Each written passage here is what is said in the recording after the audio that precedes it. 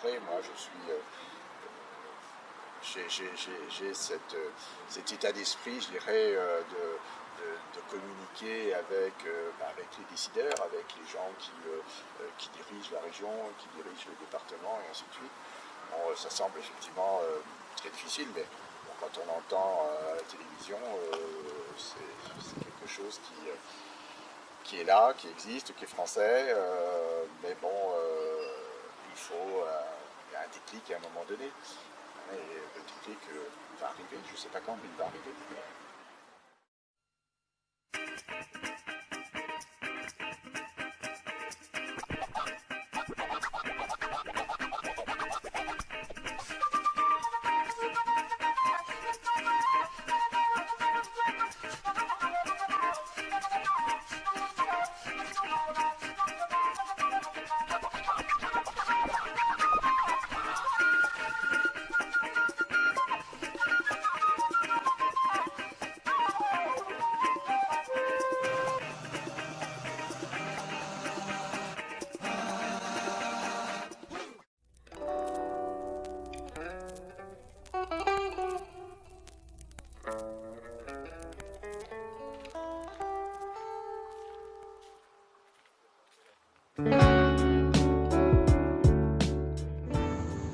Bonjour mesdames et messieurs, c'est le journal Quinfo et Algorithme Vision qui vous présente donc la création de l'éolienne à voile verticale. Pour nous en parler aujourd'hui, nous avons exceptionnellement l'inventeur justement de cette innovation, M. Xavier Coulon. Merci de votre accueil, merci beaucoup. Donc, votre invention a été développée dans une baie Saint-Pierre-Duc, qui a été faite pendant le confinement d'ailleurs. Tout à fait, oui. Donc aujourd'hui, nous allons plus précis vis-à-vis de ce que vous voudriez comme progrès pour votre entreprise et comme partenariat pour votre création. Donc la question première que je vais vous poser, c'est entre le premier interview et aujourd'hui, quels sont les progrès que vous faites pour votre entreprise? Bien là, je suis particulièrement content et ravi de travailler avec vous, c'est sûr, puisque c'est la deuxième fois. Et d'autre part, de travailler avec une équipe d'ingénieurs qui se trouve en Inde, des jeunes ingénieurs avec qui je corresponds en anglais et où le feeling passe très très bien. Nous avons réalisé aujourd'hui, suite à un cahier des charges que je leur ai remis, nous avons déjà 5 phases de réalisation qui sont particulièrement positives, puisque ce que nous recherchons, c'est optimiser au maximum mon système. Ça, c'est le but final, mais à chaque étape, on recherche savoir si mes connaissances techniques et, je dirais, mes initiatives et mon intuition se combinent dans une réalité bien spécifique. Et je peux vous dire aujourd'hui que, vous voyez avec un grand sourire, effectivement, la première phase a été particulièrement positive puisque ça correspond exactement à ce que j'avais établi. La deuxième phase qui porte sur la forme des pales, j'avais aussi l'idée d'avoir, au lieu d'avoir des pales lisses, d'avoir des pales pleines. Et nous avons fait des essais avec plusieurs profils NACA qui se sont révélés très positifs. Ensuite, nous avons fait des essais avec l'écartement des pales. Et puis là, nous sommes rendus dans ce qu'on appelle un espace convergent, c'est-à-dire le système comporte un anneau fixe. Et nous sommes en train de faire des études sur un positionnement de lamelles sur cette partie fixe pour faire converger l'air à l'intérieur afin d'optimiser. Nous avons eu un rapport international qui nous indique que la puissance du système peut être augmentée jusqu'à 30% par rapport à un système qui ne comportait pas ces lamelles. J'appelle moi les ingénieurs de contexte qui ont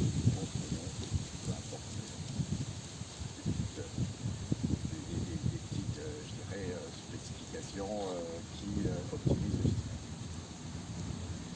Dans notre précédente interview, nous avons vu vraiment quelle était la nature du projet, quelle était l'origine du projet, c'est un projet écologique, environnemental, social et économique. Oui, tout à fait. Le volet environnemental a déjà été développé et nous voudrions en savoir plus sur la nécessité en fait, de votre projet dans le cadre futur de nos pays. Ah, bon, j'ai quelqu'un un jour qui m'a dit, tu sais, quand tu veux inventer quelque chose, il y a au moins 5 personnes dans le monde qui ont déjà inventé la même chose. Je dis pourquoi pas, mais ça ne changera pas, je dirais, dans ma démarche. Ce que nous avions vu également, hein, que j'ai là en image, hein, c'est une fabrication américaine et une fabrication, je pense, allemande, puisque c'est un groupe Volkswagen qui va faire des systèmes d'autonomie énergétique. Et puis j'ai entendu il n'y a pas longtemps le gouvernement qui veut faire des petites centrales nucléaires.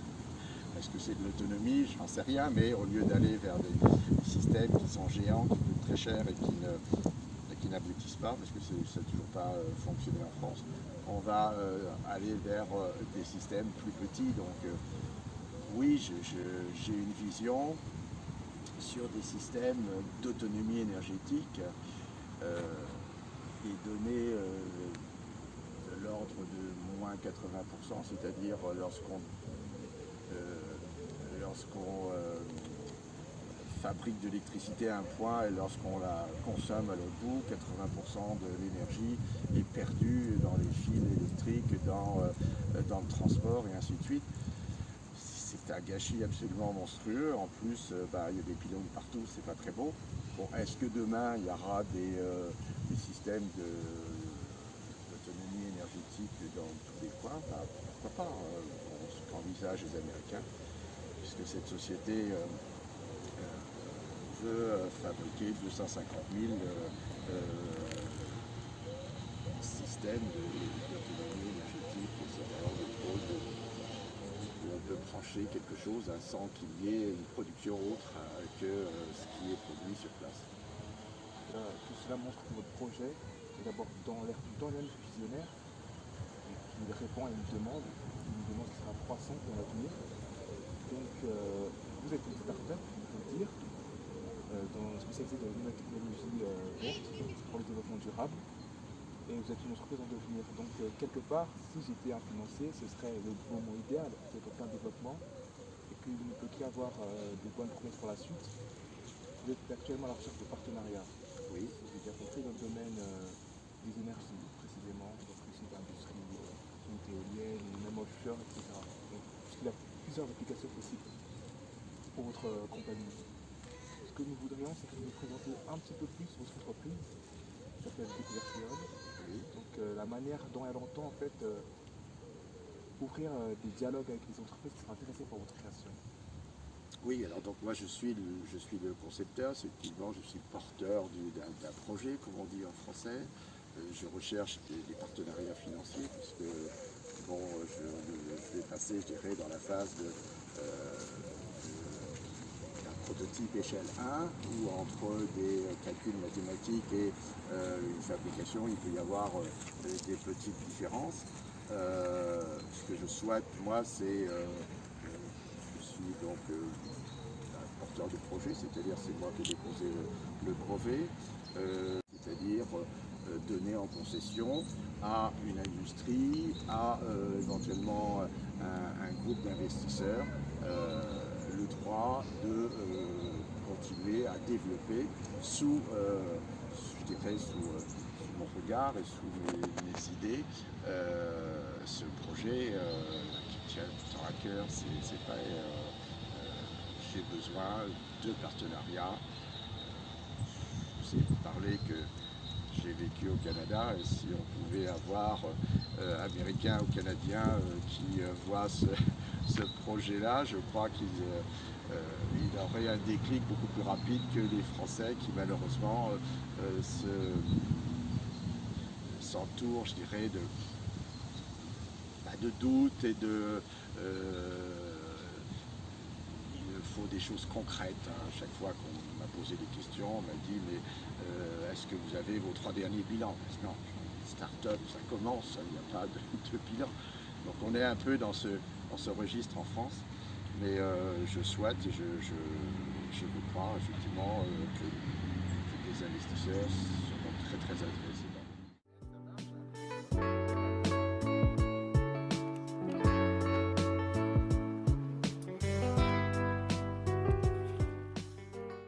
J'aimerais, moi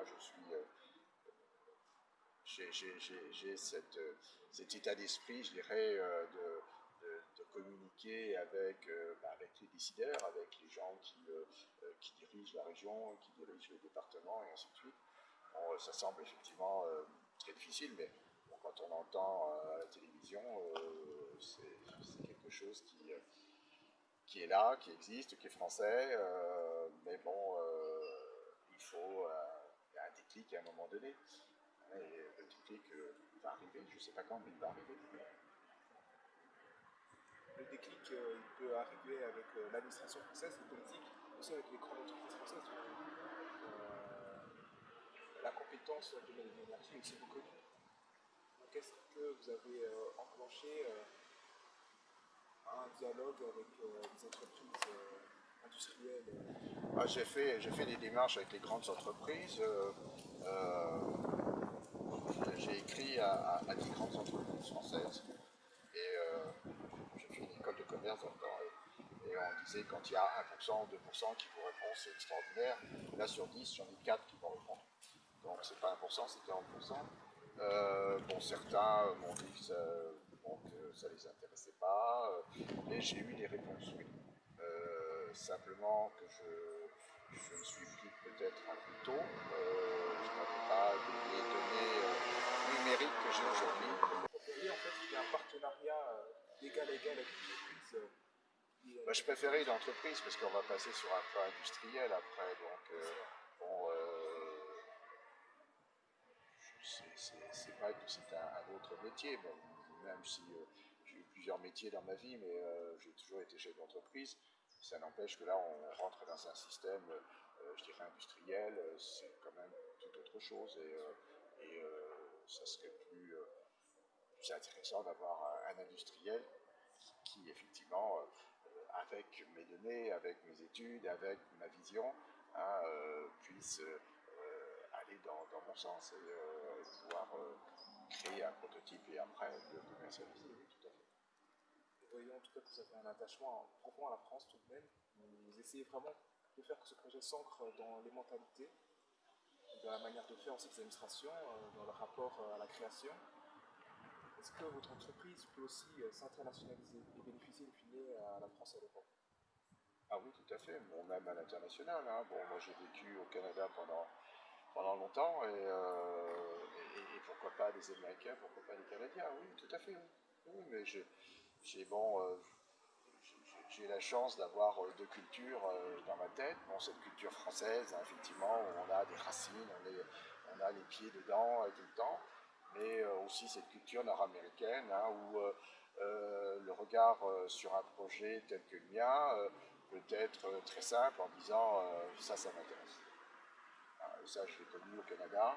Hein, et effectivement, ça nous bouleverse un petit peu, nous les Français, hein, qui mettons toujours de la négation ou des conditionnels à ne plus en finir pour le développement d'un projet. En Amérique du Nord, ça m'intéresse. Et je l'ai fait également dans ma compagnie canadienne, hein, où pour la petite anecdote, un jour on me dit mais Xavier, tiens, il y a un gros projet là pour faire un survol avec tel appareil pour prendre des photos de telle ou telle façon. Moi en français, j'ai commencé à répondre non, mais attends, j'ai pas ça. Et la réponse qu'on m'a fait, on t'a pas demandé si t'as pas ça. On te demande de savoir si ça t'intéresse et de trouver les moyens de le faire. Donc voilà mon concept. Hein, et voilà ce qui me rapproche un petit peu de mon concept en disant, bah là oui,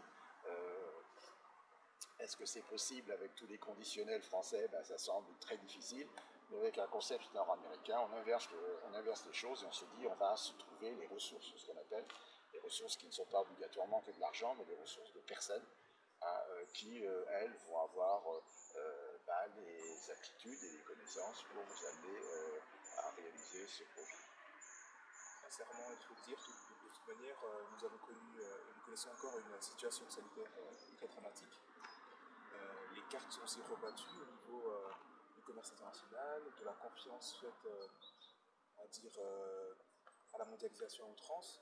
Donc tout cela recentre un peu le débat sur les collectivités, sur la sécurité locale, etc. Et même sur l'indépendance. Le projet est celui de l'autonomie énergétique. Nous l'avons vu dans la première interview, c'est vraiment nécessaire que l'Europe et la France se dotent aussi d'autonomie énergétique et d'une maîtrise de l'énergie. Est-ce que vous pouvez nous parler, de ce que vous avez fait dans la première interview, mais de la manière dont les entreprises et les États pourraient bénéficier en fait de votre expertise dans la manière dont on gaspillerait moins d'énergie, d'en prendre stocké? Oui, bien sûr, j'ai un système, on m'a posé souvent la question, pourquoi voulez-vous qu'il tourne tout le temps? J'ai répondu, parce qu'on utilise de l'électricité jour et nuit, hein, parce qu'on a besoin d'électricité jour et nuit.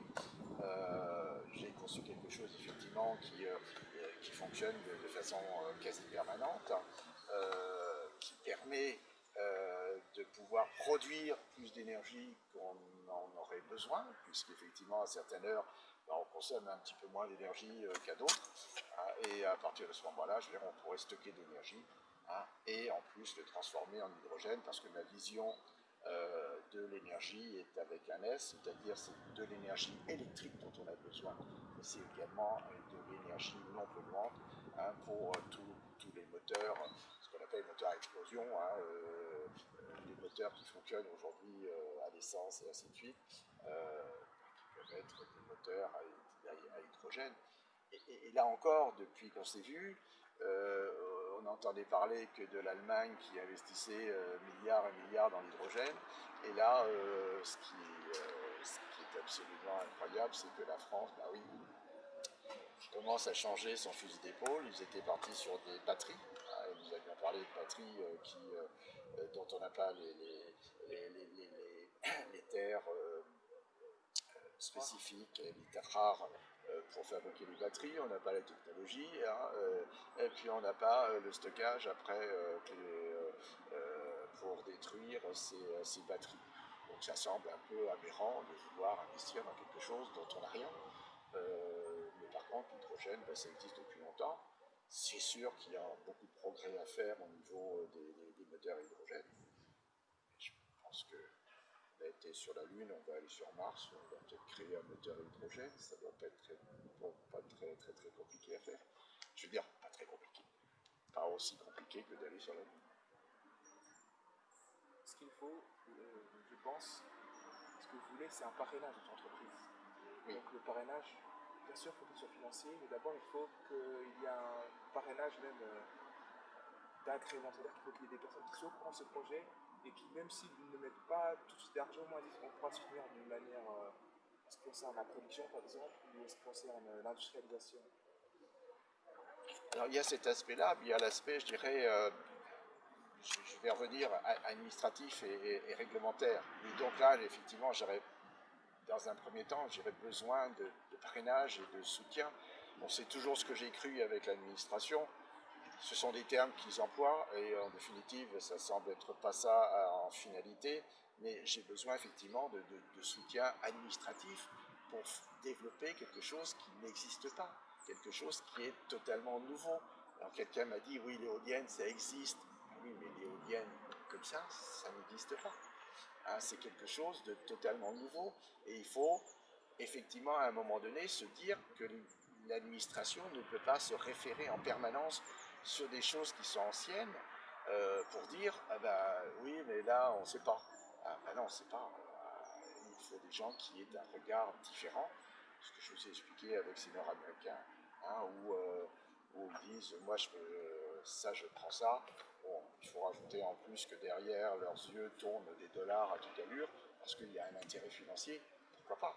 Pourquoi pas? Mais bon, moi, c'est pas un intérêt financier que je recherche, c'est un intérêt, je dirais, d'économie d'environnement, et puis on a un autre terme dans ma société qui est social, qui est un autre aspect de ma société. Modèle soutien à l'administration. Oui. Ah oui, oui, je pense que très objectivement, effectivement, il y a les moyens financiers, il peut y avoir un investisseur, mais en plus, je dirais, moi je souhaite et je refais des démarches vis-à-vis de l'administration parce que j'ai besoin de l'administration, c'est-à-dire du soutien administratif, pour que mon système parte, je dirais, pas de l'administration, mais je dirais de la réglementation, hein, et puis, bon, après ça, effectivement, un soutien politique. Le soutien politique, c'est quoi? C'est les décideurs qui décident pour l'administration. Donc c'est vrai qu'on tourne un petit peu en rond, mais l'argent et le financement ne fera pas tout en France. On peut se faire ailleurs, hein, très rapidement. En France, il faut l'administration. J'ai rencontré des gens particulièrement intéressants. J'en ai rencontré d'autres qui n'ont pas compris. Bon, ça, c'est un petit peu, je dirais, le leitmotiv d'un inventeur, hein, de ne pas être compris. C'est tout à fait, dans l'histoire, on peut regarder tous les gens qui ont inventé quelque chose, ben, on les a dénigrés, on les a moqués. Bon, j'ai eu quelques remarques, mais globalement, il y a des gens qui se sentent impuissants au niveau de l'administration. Et je dis, mais à un moment donné, mais bon sang, on a besoin de développer quelque chose de nouveau. Hein, c'est à moi aussi peut-être de taper à la bonne porte, ce que je n'ai peut-être pas encore fait. Donc, les entreprises comme les vôtres créatrices ont besoin quand même d'une plateforme en quelque sorte qui puisse promouvoir leur cité et vous dites faire accélérer le processus d'acceptation. Oui, ah oui, oui, oui, oui, c'est capital. Bon, je pourrais citer plusieurs hauts fonctionnaires, en l'occurrence au moins deux, hein, qui m'ont dit, Monsieur Coulon, prenez votre projet, allez à l'étranger. Puis quelqu'un d'autre m'a dit, quand il sera fait, vous revenez. Je veux bien, mais je pense que quand vous parlez que je suis français, oui, je suis français. Bon, je suis aussi canadien, mais je veux dire, je suis français parce que je suis né en France. Hein, mais j'ai mes racines en France. Je souhaite que mon projet soit français. Mais je trouve ça spécial, c'est le minimum qu'on puisse dire, qu'on vient de vous dire, si vous n'arrivez pas au niveau administratif, partez à l'étranger et puis vous le ferez. Parce que les gens sont conscients effectivement que c'est beaucoup plus facile à faire. Et ce n'est pas quelque chose que vous attendez? Ça ne m'a pas tenté directement pour l'instant. Je ne sais pas pourquoi j'ai cette âme, je dirais, de patriote français. Je ne sais pas, mais bon, c'est ma culture, hein, c'est ma famille. Hein, tout à l'heure on parlait de famille. Ben oui, c'est la famille qui vous inculque des valeurs, hein, puis on a des valeurs. Et, mais demain matin, j'ai un étranger qui me dit, comme je vous ai dit tout à l'heure, ça m'intéresse, je répondrai oui. Cela pourra se faire. Oui. Et dans ce cadre-là, vous préfériez implanter au moins votre siège ou au moins une filiale en France? Oui, bien sûr, oui. Oui. Oui, oui, tout à fait, oui, oui, ça serait un développement. Alors pour vous dire réellement, j'ai fait une démarche vers une entreprise canadienne qui n'a pas abouti. C'était suite à un ami qui me parlait, ces gens-là, ça pourrait peut-être les intéresser, même réflexion que je vous ai faite tout à l'heure. Hein, mais bon, ça n'a pas donné suite, hein, parce qu'ils vont aller très vite aussi dans la première démarche, mais très vite aussi pour se démettre. Ça va très vite dans les deux sens. Votre entreprise, c'est une entreprise au long cours, elle ne vient pas non plus de nulle part, et voyons que c'est un projet qui fixe un cap, en tout cas qui ouvre des horizons. Ne pensez-vous pas que justement, alors que la société devient de plus en plus jeune, de plus en plus connectée, il est en même temps de plus en plus difficile d'imposer de nouvelles idées, qu'en fait la société devient de plus en plus, je dirais, innovante, mais en même temps elle se ferme à plus peur du progrès? Ça, c'est intéressant, ça, oui. Oui, elle a peur du progrès, d'un certain progrès, oui, elle a peur. Oui, oui, elle a peur du changement, oui, c'est réel. du progrès. Alors les gens vont dire, bon, tout ce qui est téléphone, tout ce qui est Internet, c'est du progrès. Bon, oui, c'est du progrès, c'est un certain progrès. Mais un changement radical, je dirais, dans la société, je crois que les Français ne sont pas prêts à ça, pas encore. C'est pour ça que j'ai besoin de politiques et de gens de l'administration pour effectivement implanter mon idée et la faire connaître, oui. En tout cas, nous vous remercions beaucoup pour cette interview. Vous avez vraiment développé tout ce qui est afférent à la fois à la technologie, mais aussi à l'industrie, à l'économie. Je voulais ajouter un petit point, hein, qu'effectivement il y a 3 points dans ma société. Il y a un point social.